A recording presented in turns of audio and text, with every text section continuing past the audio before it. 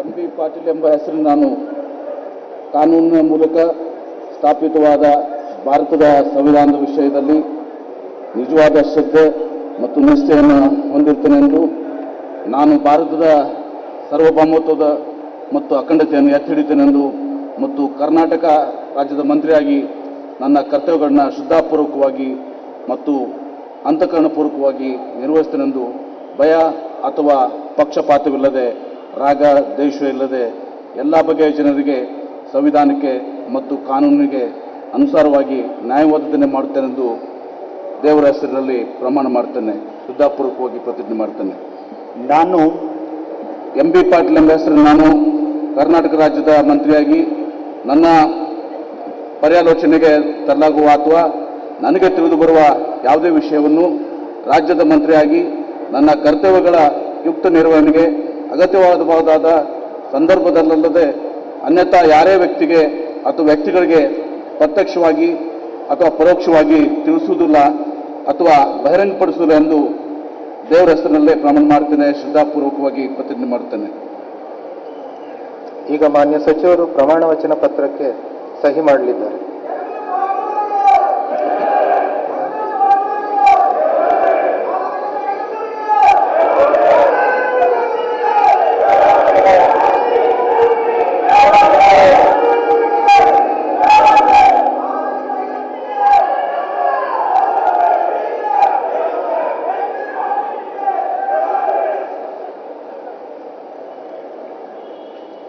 ಮಾನ್ಯ ಸಚಿವರಿಗೆ ಹೂಗುಚ್ಛವನ್ನು ನೀಡುವ ಮುಖಾಂತರ ಮಾನ್ಯ ರಾಜ್ಯಪಾಲರು, ಮಾನ್ಯ ಮುಖ್ಯಮಂತ್ರಿಗಳು ಮತ್ತು ಮಾನ್ಯ ಉಪಮುಖ್ಯಮಂತ್ರಿಗಳ ಅಭಿನಂದನೆ ಸಲ್ಲಿಸಿದ್ದಾರೆ.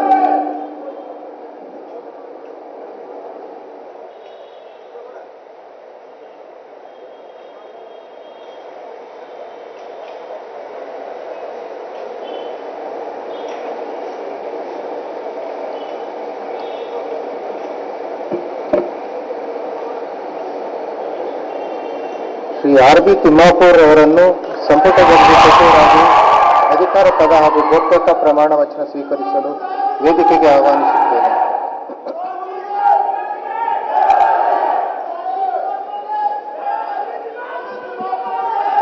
ನಾನು ಆರ್.ಬಿ. ತಿಮ್ಮಾಪುರ್ ಎಂಬ ಹೆಸರಿನ ನಾನು ಕಾನೂನಿನ ಮೂಲಕ ಸ್ಥಾಪಿತವಾದ ಭಾರತದ ಸಂವಿಧಾನದ ವಿಷಯದಲ್ಲಿ ನಿಜವಾದ ಶ್ರದ್ಧೆ ಮತ್ತು ನಿಷ್ಠೆಯನ್ನು ಹೊಂದಿರುತ್ತೇನೆಂದು, ನಾನು ಭಾರತದ ಸಾರ್ವಭೌಮತ್ವವನ್ನು ಮತ್ತು ಅಖಂಡತೆಯನ್ನು ಎತ್ತಿ ಹಿಡಿಯುತ್ತೇನೆಂದು ಮತ್ತು ಕರ್ನಾಟಕದ ರಾಜ್ಯದ ಮಂತ್ರಿಯಾಗಿ ನನ್ನ ಕರ್ತವ್ಯಗಳನ್ನು ಶ್ರದ್ಧಾಪೂರ್ವಕವಾಗಿ ಮತ್ತು ಅಂತಃಕರಣಪೂರ್ವಕವಾಗಿ ನಿರ್ವಹಿಸುತ್ತೇನೆಂದು ಭಯ ಅಥವಾ ಪಕ್ಷಪಾತವಿಲ್ಲದೆ, ರಾಗ ದ್ವೇಷ ಇಲ್ಲದೆ ಎಲ್ಲ ಬಗೆಯ ಜನರಿಗೆ ಸಂವಿಧಾನಕ್ಕೆ ಮತ್ತು ಕಾನೂನಿಗೆ ಅನುಸಾರವಾಗಿ ನ್ಯಾಯವಾದದ್ದನ್ನೇ ಮಾಡುತ್ತೇನೆಂದು ದೇವರ ಹೆಸರಿನಲ್ಲಿ ಪ್ರಮಾಣ ಮಾಡುತ್ತೇನೆ, ಶ್ರದ್ಧಾಪೂರ್ವಕವಾಗಿ ಪ್ರತಿಜ್ಞೆ ಮಾಡುತ್ತೇನೆ.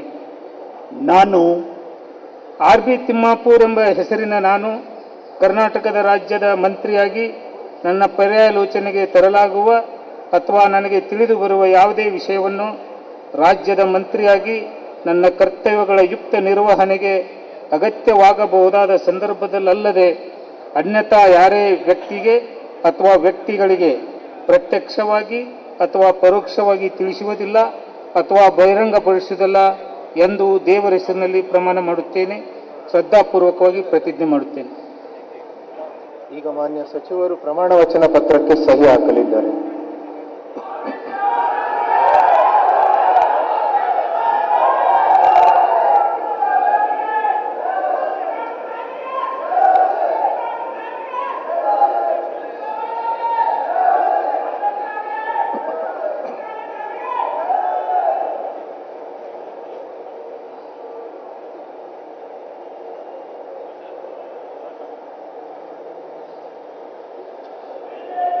ಮಾನ್ಯ ಸಚಿವರಿಗೆ ಹೂಗುಚ್ಛವನ್ನು ನೀಡುವ ಮುಖಾಂತರ ಮಾನ್ಯ ರಾಜ್ಯಪಾಲರು, ಮಾನ್ಯ ಮುಖ್ಯಮಂತ್ರಿಗಳು ಹಾಗೂ ಮಾನ್ಯ ಉಪಮುಖ್ಯಮಂತ್ರಿಗಳು ಅಭಿನಂದನೆ ಸಲ್ಲಿಸುತ್ತಾರೆ.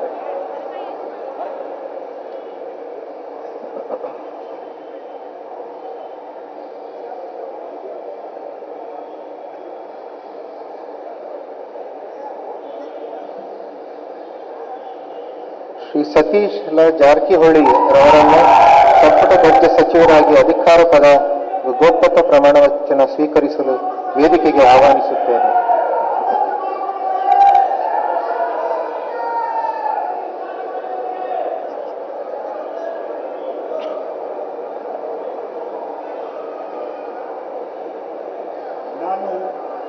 ಸತೀಶ್ ಜಾರಕಿಹೊಳಿ ಎಂಬ ಹೆಸರನ್ನು ನಾನು ಕಾನೂನಿನ ಮೂಲಕ ಸ್ಥಾಪಿತವಾದ ಭಾರತದ ಸಂವಿಧಾನದ ವಿಷಯದಲ್ಲಿ ನಿಜವಾದ ಶ್ರದ್ಧೆ ಮತ್ತು ನಿಷ್ಠೆಯನ್ನು ಹೊಂದಿರುತ್ತೇನೆಂದು ನಾನು ಭಾರತ ಸಾರ್ವಭೌಮತ್ವವನ್ನು ಮತ್ತು ಅಖಂಡತೆಯನ್ನು ಎತ್ತಿ ಹಿಡಿಯುತ್ತೇನೆಂದು ಮತ್ತು ಕರ್ನಾಟಕ ರಾಜ್ಯದ ಮಂತ್ರಿಯಾಗಿ ನನ್ನ ಕರ್ತವ್ಯಗಳನ್ನು ಶ್ರದ್ಧಾಪೂರ್ವಕವಾಗಿ ಮತ್ತು ಅಂತಃಪೂರ್ಣಕವಾಗಿ ನಿರ್ವಹಿಸುತ್ತೇನೆಂದು ಭಯ ಅಥವಾ ಪಕ್ಷಪಾತವಿಲ್ಲದೆ ರಾಗ ದ್ವೇಷ ಇಲ್ಲದೆ ಎಲ್ಲ ಬಗೆಯ ಜನರಿಗೆ ಸಂವಿಧಾನ ಮತ್ತು ಕಾನೂನಿನ ಅನುಸಾರವಾಗಿ ನ್ಯಾಯಬದ್ಧ ಮಾಡುತ್ತೇನೆ ಎಂದು ಬುದ್ಧ ಬಸವ ಅಂಬೇಡ್ಕರ್ ಹೆಸರಿನ ಮೇಲೆ ಶ್ರದ್ಧಾಪೂರ್ವಕವಾಗಿ ಪ್ರತಿಜ್ಞೆ ಮಾಡುತ್ತೇನೆ. ನಾನು ಸತೀಶ್ ಜಾರಕಿಹೊಳಿ ಎಂಬ ಹೆಸರನ್ನು ನಾನು ಕರ್ನಾಟಕ ರಾಜ್ಯದ ಮಂತ್ರಿಯಾಗಿ ನನ್ನ ಪರ್ಯಾಲೋಚನೆಗೆ ತರಲಾಗುವ ಅಥವಾ ನನಗೆ ತಿಳಿದ ಬರುವ ಯಾವುದೇ ವಿಷಯವನ್ನು ರಾಜ್ಯದ ಮಂತ್ರಿಯಾಗಿ ನನ್ನ ಕರ್ತವ್ಯ ಯುಕ್ತ ನಿರ್ವಹಣೆಗೆ ಅಗತ್ಯವಾದಬಹುದಾದ ಸಂದರ್ಭದಲ್ಲದೆ ಅನ್ಯथा ಯಾರೇ ವ್ಯಕ್ತಿಗೆ ಅಥವಾ ವ್ಯಕ್ತಿಗಳಿಗೆ ಪ್ರತ್ಯೇಕವಾಗಿ ಅಥವಾ ಪರೋಕ್ಷವಾಗಿ ತಿಳಿಸುವುದಿಲ್ಲ ಅಥವಾ ಬಹಿರಂಗಪಡಿಸಲ್ಲ ಎಂಬ ಬುದ್ಧ ಬಸವ ಹೆಸರಿನ ಮೇಲೆ ಶ್ರದ್ಧಾಪೂರ್ವಕ ಪ್ರತಿಜ್ಞೆ ಮಾಡುತ್ತೇನೆ. ಪ್ರಮಾಣ ವಚನ ಪತ್ರಕ್ಕೆ ಸಹಿ ಮಾಡಲಿದ್ದಾರೆ.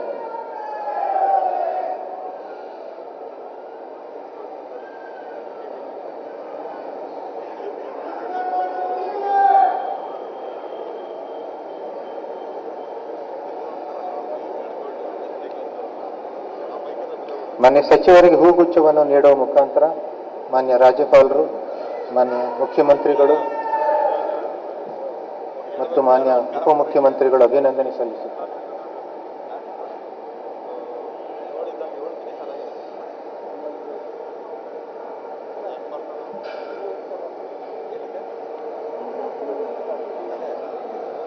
ಶ್ರೀ ಚನ್ನಬಸಪ್ಪ ಸತ್ಯಪ್ಪ ಶಿವಳ್ಳಿರವರನ್ನು ಸಂಪುಟ ದರ್ಜೆ ಸಚಿವರಾಗಿ ಅಧಿಕಾರ ಪದ ಹಾಗೂ ಗೋಪ್ಯತಾ ಪ್ರಮಾಣ ವಚನ ಸ್ವೀಕರಿಸಲು ವೇದಿಕೆಗೆ ಆಹ್ವಾನಿಸುತ್ತೇನೆ.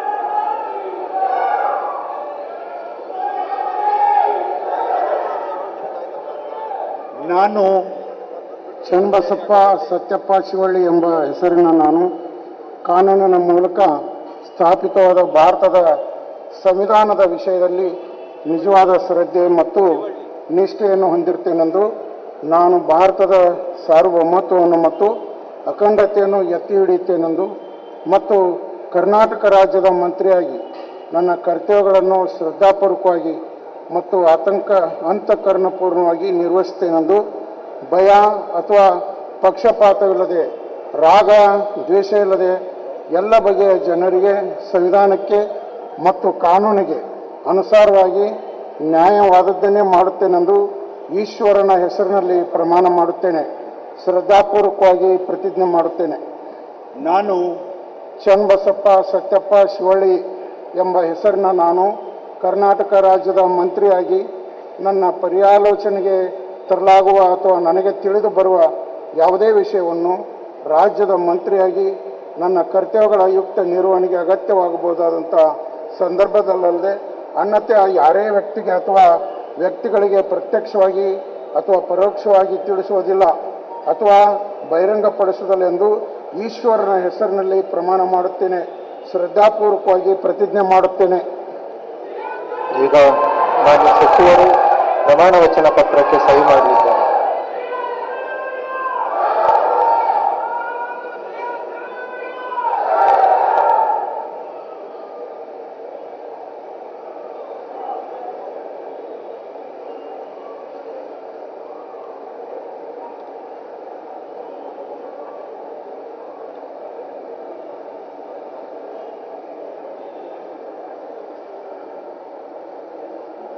ಮಾನ್ಯ ಸಚಿವರಿಗೆ ಹೂಗುಚ್ಛವನ್ನು ನೀಡುವ ಮುಖಾಂತರ ಮಾನ್ಯ ರಾಜ್ಯಪಾಲರು, ಮಾನ್ಯ ಮುಖ್ಯಮಂತ್ರಿಗಳು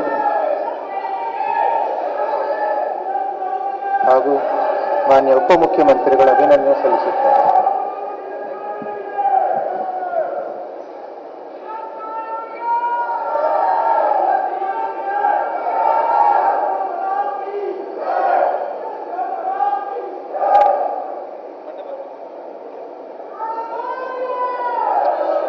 ಶ್ರೀ ಪಿ ಪರಮೇಶ್ವರ್ ನಾಯಕ್ ರವರನ್ನು ಸಂಪುಟ ದರ್ಜೆ ಸಚಿವರಾಗಿ ಅಧಿಕಾರ ಪದ ಹಾಗೂ ಗೋಪ್ಯತಾ ಪ್ರಮಾಣ ವಚನ ಸ್ವೀಕರಿಸಲು ವೇದಿಕೆಗೆ ಆಹ್ವಾನಿಸುತ್ತೇನೆ.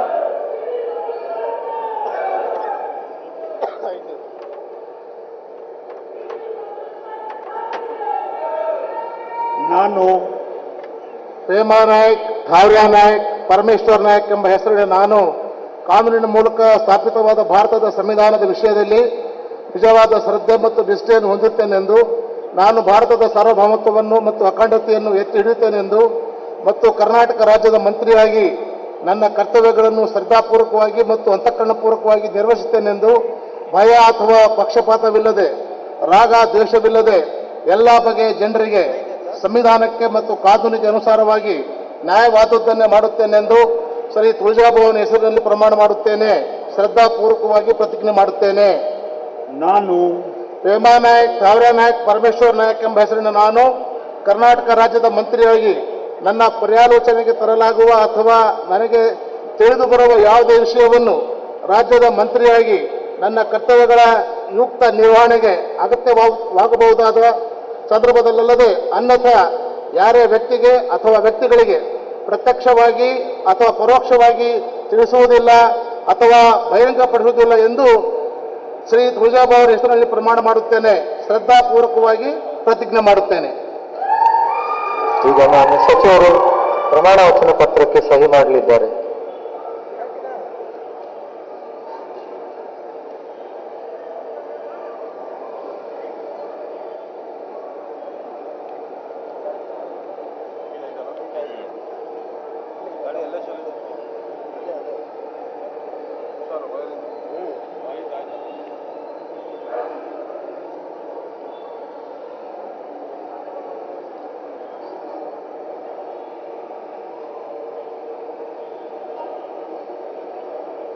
ಮಾನ್ಯ ಸಚಿವರಿಗೆ ಹೂಗುಚ್ಛವನ್ನು ನೀಡುವ ಮುಖಾಂತರ ಮಾನ್ಯ ರಾಜ್ಯಪಾಲರು, ಮಾನ್ಯ ಮುಖ್ಯಮಂತ್ರಿಗಳು ಮತ್ತು ಮಾನ್ಯ ಉಪಮುಖ್ಯಮಂತ್ರಿಗಳು ಅಭಿನಂದನೆ ಸಲ್ಲಿಸುತ್ತಾರೆ.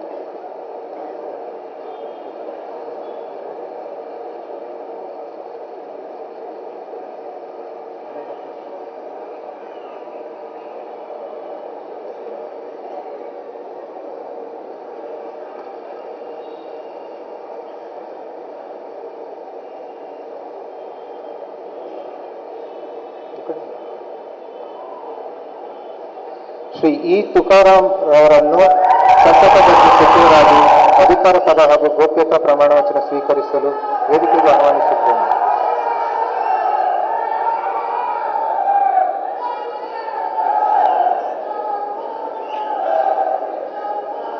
ನಾನು ತುಕಾರಾಂ ಎಂಬ ಹೆಸರಿನ ನಾನು ಕಾನೂನಿನ ಮೂಲಕ ಸ್ಥಾಪಿತವಾದ ಭಾರತದ ಸಂವಿಧಾನ ವಿಷಯದಲ್ಲಿ ನಿಜವಾದ ಶ್ರದ್ಧೆ ಮತ್ತು ನಿಷ್ಠೆಯನ್ನು ಹೊಂದಿರುತ್ತೇನೆಂದು, ನಾನು ಭಾರತದ ಸಾರ್ವಭೌಮತ್ವವನ್ನು ಮತ್ತು ಅಖಂಡತೆಯನ್ನು ಎತ್ತಿ ಹಿಡಿಯುತ್ತೇನೆಂದು ಮತ್ತು ಕರ್ನಾಟಕ ರಾಜ್ಯದ ಮಂತ್ರಿಯಾಗಿ ನನ್ನ ಕರ್ತವ್ಯವನ್ನು ಶ್ರದ್ಧಾಪೂರ್ವಕವಾಗಿ ಮತ್ತು ಅಂತಃಪೂರ್ವಕವಾಗಿ ನಿರ್ವಹಿಸುತ್ತೇನೆಂದು ಭಯ ಅಥವಾ ಪಕ್ಷಪಾತವಿಲ್ಲದೆ, ರಾಗ ದ್ವೇಷವಿಲ್ಲದೆ ಎಲ್ಲ ಬಗೆಯ ಜನರಿಗೆ ಸಂವಿಧಾನಕ್ಕೆ ಮತ್ತು ಕಾನೂನಿಗೆ ಅನುಸಾರವಾಗಿ ನ್ಯಾಯವಾದುದನ್ನೇ ಮಾಡುತ್ತೇನೆಂದು ದೇವರ ಹೆಸರಿನಲ್ಲಿ ಪ್ರಮಾಣ ಮಾಡುತ್ತೇನೆ. ಶ್ರದ್ಧಾಪೂರ್ವಕವಾಗಿ ಪ್ರತಿಜ್ಞೆ ಮಾಡುತ್ತೇನೆ.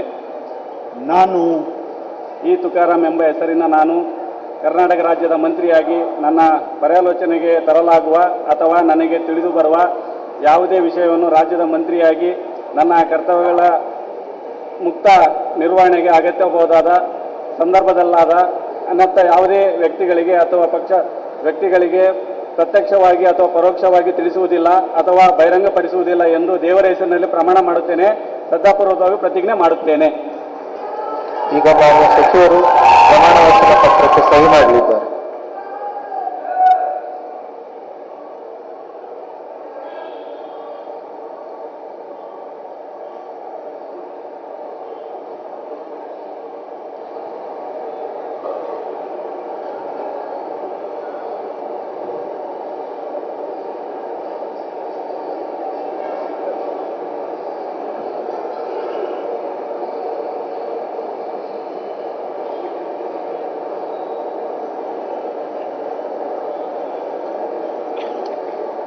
ಮಾನ್ಯ ಸಚಿವರಿಗೆ ಹೂಗುಚ್ಛವನ್ನು ನೀಡುವ ಮುಖಾಂತರ ಮಾನ್ಯ ರಾಜ್ಯಪಾಲರು, ಮಾನ್ಯ ಮುಖ್ಯಮಂತ್ರಿಗಳು ಹಾಗೂ ಮಾನ್ಯ ಉಪಮುಖ್ಯಮಂತ್ರಿಗಳು ಅಭಿನಂದನೆ ಸಲ್ಲಿಸುತ್ತಾರೆ.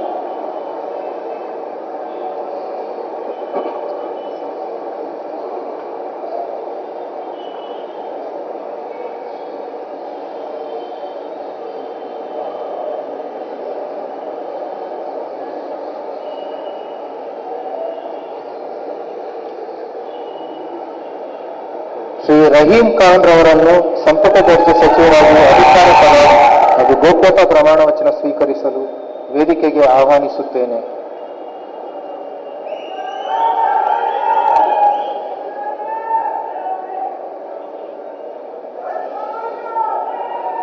I, Rahim Khan, do swear in the name of Allah, solemnly affirm that I will bear true faith and allegiance to the Constitution of India by the law established, that I will uphold the sovereignty and integrity of India, that I will faithful and conscientiously discharge my duties as a minister for the state, and that I will do right to manner the people accordance with the Constitution and the law without fear, favor, affection or ill will. I, Rahim Khan, do swear in the name of Allah solely that I will not directly to indirectly communicate or reveal to the person who personates any matter which shall be brought under the Constitution of the become known to me Minister for the State, the Karnataka expected may be required for the duty discharge my duties as such Minister. ಈಗ ಮಾನ್ಯ ಸಚಿವರು ಪ್ರಮಾಣ ವಚನ ಪತ್ರಕ್ಕೆ ಸಹಿ ಮಾಡಲಿದ್ದಾರೆ.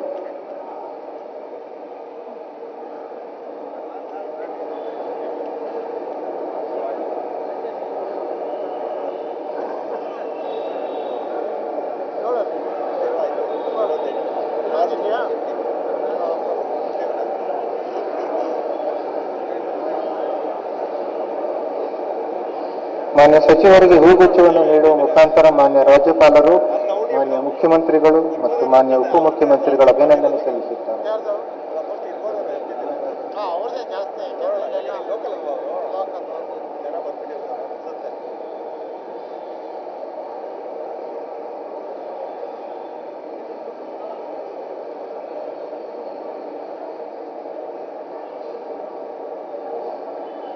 Shri MTB ನಾಗರಾಜುರವರನ್ನು ಸಂಪುಟ ದರ್ಜೆ ಸಚಿವರಾಗಿ ಅಧಿಕಾರ ಪದ ಹಾಗೂ ಗೋಪ್ಯತಾ ಪ್ರಮಾಣ ವಚನ ಸ್ವೀಕರಿಸಲು ವೇದಿಕೆಗೆ ಆಹ್ವಾನಿಸುತ್ತೇನೆ.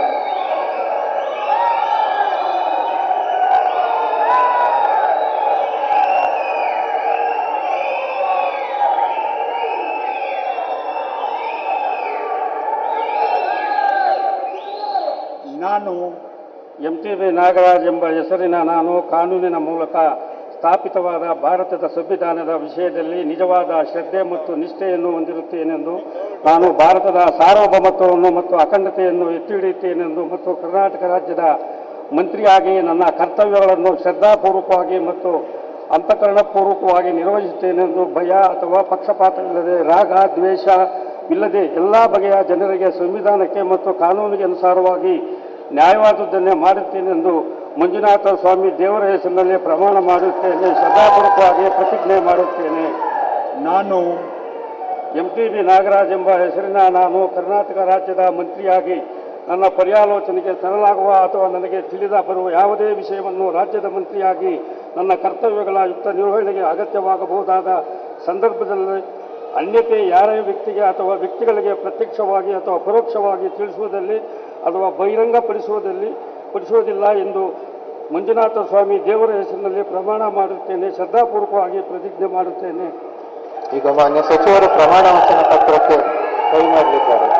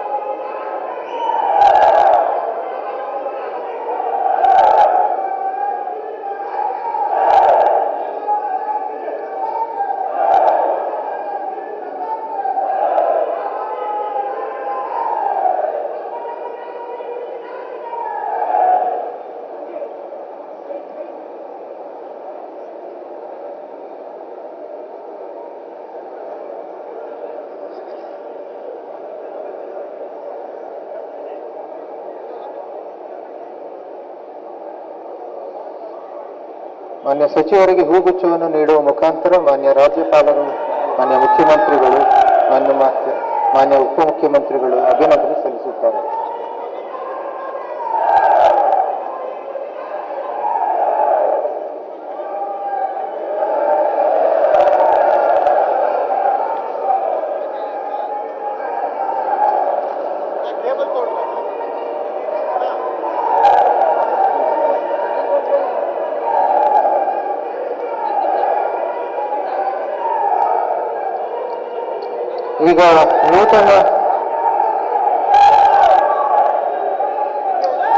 ಈಗ ನೂತನ ಸಚಿವರುಗಳ ಗುಂಪು ಛಾಯಾಚಿತ್ರವನ್ನು ತೆಗೆಯಲಾಗುವುದು. ಆದ್ದರಿಂದ ಎಲ್ಲ ಗೌರವಾನ್ವಿತ ನೂತನ ಸಚಿವರು ವೇದಿಕೆಯ ಮೇಲೆ ಬರಬೇಕೆಂದು ಕೋರುತ್ತೇನೆ. ಎಸ್ 8 ಸಚಿವರು ಕೂಡ ಸಂಪುಟ ದರ್ಜೆ ಸಚಿವರಾಗಿ ಪ್ರಮಾಣ ವಚನ ಸ್ವೀಕರಿಸಿದ್ದಾರೆ. MB Patil, RB. Timmapur, Satish Jarkiholi, CS. Shivalli, Parameshwar Naik, E Tukaram, Rahim Khan, MTB. Nagaraj. ಇದರಲ್ಲಿ ರಹೀಂ ಖಾನ್ ಒಬ್ಬರೇ ಇಂಗ್ಲಿಷ್ನಲ್ಲಿ ಪ್ರಮಾಣ ವಚನ ಸ್ವೀಕಾರ ಮಾಡಿದ್ರು. ಇ ತುಕಾರಾಂ ಅವರು ದೇವರ ಹೆಸರಲ್ಲಿ ಪ್ರಮಾಣ ವಚನ ಸ್ವೀಕಾರ ಮಾಡಿದ್ರು. ಎಂ.ಟಿ.ಬಿ. ನಾಗರಾಜ್ ಮಂಜುನಾಥ ಸ್ವಾಮಿ ಹೆಸರಲ್ಲಿ ಪ್ರಮಾಣ ವಚನ ಸ್ವೀಕಾರ ಮಾಡಿದ್ರು. ಪರಮೇಶ್ವರ್ ನಾಯಕ್ ತುಳಜಾ ಭವಾನಿ ಹೆಸರಲ್ಲಿ ಪ್ರಮಾಣ ವಚನ ಸ್ವೀಕಾರ ಮಾಡಿದ್ರು. ಸಿ ಶಿವಳ್ಳಿ ಈಶ್ವರನ ಹೆಸರಲ್ಲಿ ಪ್ರಮಾಣ ವಚನ ಸ್ವೀಕಾರ ಮಾಡಿದ್ರು. ಸತೀಶ್ ಜಾರಕಿಹೊಳಿ ಬುದ್ಧ ಬಸವ ಅಂಬೇಡ್ಕರ್ ಹೆಸರಲ್ಲಿ ಪ್ರಮಾಣ ವಚನ ಸ್ವೀಕಾರ ಮಾಡಿದ್ರು. ಅದೇ ವೇಳೆ ಮಾಹಿತಿಗಳು ಬರ್ತಾ ಇದೆ, ಹೊರಗಡೆ ರಾಮಲಿಂಗಾರೆಡ್ಡಿ ಅವರ ಅಭಿಮಾನಿಗಳು ಬಹಳ ದೊಡ್ಡ ಮಟ್ಟದಲ್ಲಿ ಪ್ರತಿಭಟನೆಯನ್ನು ಕೂಡ ಮಾಡ್ತಾ ಇದ್ದಾರೆ ಅನ್ನುವಂಥ ಮಾಹಿತಿಗಳು ಕೂಡ ಬಹಳ ಜೋರಾಗಿ ಬರ್ತಾ ಇದೆ. ಸೊ ಹಾಗಾಗಿ ಈಗ ನೀವಲ್ಲಿ ದೃಶ್ಯಗಳಲ್ಲಿ ಗಮನಿಸಬಹುದು, ಈಗಾಗಲೇ ಎಲ್ಲ ಪ್ರಮಾಣ ವಚನ ಸ್ವೀಕಾರ ಸಮಾರಂಭ ನಡೆದಿದೆ. ಈಗ ಫೋಟೋಗ್ರಫಿ, ಒಂದು ಫೋಟೋ ಆದ ತಕ್ಷಣ ಮತ್ತೊಮ್ಮೆ ಜನಗಣಮನ ರಾಷ್ಟ್ರಗೀತೆಯನ್ನು ಹಾಡಲಾಗುವುದು. ಅದಾದ ನಂತರ ಮುಕ್ತಾಯಗೊಳಿಸಲು ಮಾನ್ಯ ರಾಜ್ಯಪಾಲರ ಅನುಮತಿಯನ್ನು ನಾನು ಕೋರುತ್ತೇನೆ. ಈ ಕಾರ್ಯಕ್ರಮ ಮುಕ್ತಾಯಗೊಂಡಿದೆ ಎಂದು ಈ ಮೂಲಕ ಘೋಷಿಸಿದೆ. ಈಗ ರಾಷ್ಟ್ರಗೀತೆ ನುಡಿಸಲಾಗುತ್ತದೆ. ಆದ್ದರಿಂದ ಎಲ್ಲರೂ ಎದ್ದು ನಿಂತುಕೊಳ್ಳಬೇಕೆಂದು ಕೋರುತ್ತೇನೆ.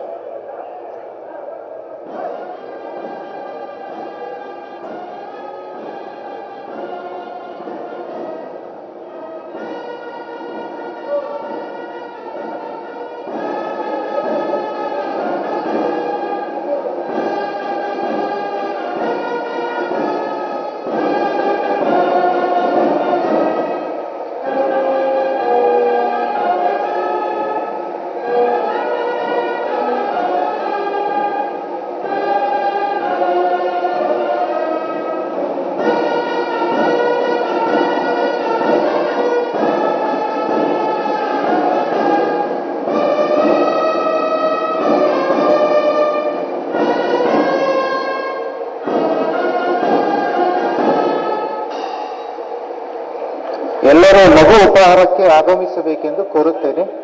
ಎಲ್ಲರಿಗೂ ಧನ್ಯವಾದಗಳು. ಪ್ರಮಾಣ ವಚನ ಸ್ವೀಕಾರ ಸಮಾರಂಭ ಮುಗಿದಿದೆ. ರಾಜ್ಯಪಾಲರ ಕಾರ್ಯಕ್ರಮ ಮುಗಿದಿದೆ.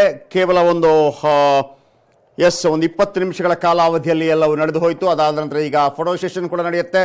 ಈಗ ರಾಜ್ಯಪಾಲರು ತೆರಳಿದ್ದಾರೆ. ಅದಾದ ನಂತರ ಎಲ್ಲ ಸಚಿವರು ಕೂಡ ಅಲ್ಲಿಗೆ ಹೋಗಬೇಕಾಗತ್ತೆ. ಅವರ ಜೊತೆ ಒಂದು ರೀತಿಯಲ್ಲಿ ಒಂದು ಟೀ ಪಾರ್ಟಿ ಅಲ್ಲಿ ಆಯೋಜಿಸಲಾಗತ್ತೆ. MB Patil, RB. Timmapur, Satish Jarkiholi, CS. Shivalli, Parameshwar Naik, E Tukaram, Rahim Khan ಹಾಗೂ ಎಂ.ಟಿ.ಬಿ. ನಾಗರಾಜ್ ಪ್ರತಿಯೊಬ್ಬರು ಕೂಡ ಸಂಪುಟ ದರ್ಜೆ ಸಚಿವರಾಗಿ ಇಂದು ಪ್ರಮಾಣ ವಚನ ಸ್ವೀಕಾರ ಮಾಡಿದ್ದಾರೆ. ಹಾಗಾಗಿ ರಾಜ್ಯ ಸಚಿವರಾಗಿ ಯಾರು ಕೂಡ ಇಲ್ಲ ಈ ಬಾರಿ. ಸೊ ಹಾಗಾಗಿ ಎಲ್ಲರೂ ಕೂಡ ಸಂಪುಟ ದರ್ಜೆ, ಕ್ಯಾಬಿನೆಟ್ ದರ್ಜೆ ಸಚಿವರಾಗಿ ಪ್ರಮಾಣ ವಚನ ಸ್ವೀಕಾರ ಮಾಡಿದ್ದಾರೆ. ರಾಜ್ಯ ಸಂಪುಟ ಸಚಿವರಾಗಿ ಪ್ರಮಾಣ ವಚನ ಸ್ವೀಕಾರ ಮಾಡಿದರೆ ಅವರಿಗೆ ಕ್ಯಾಬಿನೆಟ್ ಮೀಟಿಂಗಲ್ಲಿ ಅವಕಾಶ ಇರೋದಿಲ್ಲ. ಅದು ಎರಡನ್ನೂ ಸೇರಿಸುವಂಥ ಅವಕಾಶಗಳಲ್ಲಿ ಮಾತ್ರ ಅವರಿಗೆ ಒಂದು ವಿಶೇಷವಾದಂತಹ ಕರೆ ಇರುತ್ತೆ. ಆ ಸಂದರ್ಭದಲ್ಲಿ ಮಾತ್ರ ಕ್ಯಾಬಿನೆಟ್ ಕೌನ್ಸಿಲ್ ರೀತಿಯಲ್ಲಿ ಒಂದು ಮೀಟಿಂಗ್ ಇರುತ್ತೆ. ಆ ಸಂದರ್ಭದಲ್ಲಿ ಮಾತ್ರ ಅವರಿಗೆ ಕರೆ ನೀಡಲಾಗುತ್ತೆ ಕ್ಯಾಬಿನೆಟಲ್ಲಿ ಪಾಲ್ಗೊಳ್ಳೋದಕ್ಕೆ. ಎಲ್ಲ ಸಂಬಂಧಿಕರು ಈಗ ಆಲ್ರೆಡಿ ಕಾರ್ಯಕ್ರಮ ಮುಗಿದು ಹೋಗಿದೆ. ಇನ್ನು ಔಪಚಾರಿಕ ಮಾತುಕತೆಗಳು ನಡೆಯುತ್ತೆ. ಅದಾದ ನಂತರ ಎಲ್ಲ ನೂತನ ಸಚಿವರು ಮುಖ್ಯಮಂತ್ರಿ ಆದಿಯಾಗಿ ರಾಜಭವನಕ್ಕೆ ತೆರಳುತ್ತಾರೆ. ರಾಜಭವನದಲ್ಲಿ ಒಂದು ರೀತಿಯಲ್ಲಿ ಔಪಚಾರಿಕವಾಗಿ ಒಂದು ಟೀ ಪಾರ್ಟಿ ನಡೆಯುತ್ತೆ. ಈಗ ಕಾಂಗ್ರೆಸ್ನ ಖಾತೆಯಲ್ಲಿರುವಂತಹ ಎಲ್ಲ ಶಾಸಕರಿಗೂ ಕೂಡ ಸಚಿವ ಸ್ಥಾನದ ಆಕಾಂಕ್ಷಿಗಳೇನಿದ್ರು ಎಲ್ಲರಿಗೂ ಕೂಡ ಅವಕಾಶವನ್ನು ಕಲ್ಪಿಸಿಕೊಡಲಾಗಿದೆ. ಇನ್ನು ಹೆಚ್ಚಿನ ಯಾವುದೇ ಖಾಲಿ ಖಾತೆಗಳು ಕಾಂಗ್ರೆಸ್ ಪಾಳಯದಿಂದ ಇಲ್ಲ, ಆದರೆ JDS ಪಾಳಯದಿಂದ 2 ಖಾತೆಗಳು ಇನ್ನೂ ಕೂಡ ಖಾಲಿ ಇದೆ. ಒಂದು BSP ನಾಯಕರಾಗಿದ್ದಂತಹ ಎನ್ ಮಹೇಶ್ ಅವರಿಗೆ ನೀಡಿದ್ದಂತಹ ಅವರು ರಾಜೀನಾಮೆ ಕೊಟ್ಟ ನಂತರ ಅದು ಖಾಲಿಯಾಗಿತ್ತು ಹಾಗೂ ಒಂದು ಸ್ಥಾನವನ್ನು JDS ಉಳಿಸಿಕೊಂಡಿತ್ತು. ಅದೆರಡು ಬಿಟ್ಟರೆ ಉಳಿದ ಎಲ್ಲ ಸ್ಥಾನಗಳನ್ನು ತುಂಬಲಾಗಿದೆ. ಸರ್ಕಾರ ರಚನೆಯಾಗಿ 6 ತಿಂಗಳ ಒಳಗಾಗಿ ಇವನ್ನೆಲ್ಲ ಮಾಡಲಾಗಿದೆ. ಕಾಂಗ್ರೆಸ್ ಕೂಡ ಬಹಳ ಕಟ್ಟುನಿಟ್ಟಾಗಿ 18ರಿಂದ 19 ಜನರಿಗೆ ನಿಗಮ ಮಂಡಳಿ ಅಧ್ಯಕ್ಷ ಸ್ಥಾನವನ್ನು ನೀಡಿದೆ. ಅದಾದ ನಂತರ 9 ಜನ ಸಂಸದೀಯ ಕಾರ್ಯದರ್ಶಿ ಸ್ಥಾನಮಾನವನ್ನು ಕೂಡ ನೀಡಲಾಗಿದೆ. ಹಾಗಾಗಿ ಎಲ್ಲರ ಮನವೊಲಿಸಿ ಮುಂದಿನ ಲೋಕಸಭಾ ಚುನಾವಣೆ ಸಂದರ್ಭದಲ್ಲಿ ಪಕ್ಷಕ್ಕೆ ಲಾಭವನ್ನುಂಟು ಮಾಡುವಂಥ ಕೆಲಸವನ್ನು ಮಾಡಲಾಗ್ತಾ ಇದೆ. ಆದರೆ ಮತ್ತೊಂದು ಕಡೆ ಯಾರಿಗೆಲ್ಲ ಸಚಿವ ಸ್ಥಾನ ಸಿಕ್ಕಿಲ್ಲ, ಯಾರೆಲ್ಲ ಲಾಬಿ ನಡೆಸಿದ್ರು ಅವರು ದೆಹಲಿ ಚಲೋ ಮಾಡುವಂಥ ಸಾಧ್ಯತೆಗಳು ಕೂಡ ಕಂಡು ಬರ್ತಾ ಇದೆ. ವಿ ಮುನಿಯಪ್ಪ ಕೋಲಾರ ಸಂಸದರು.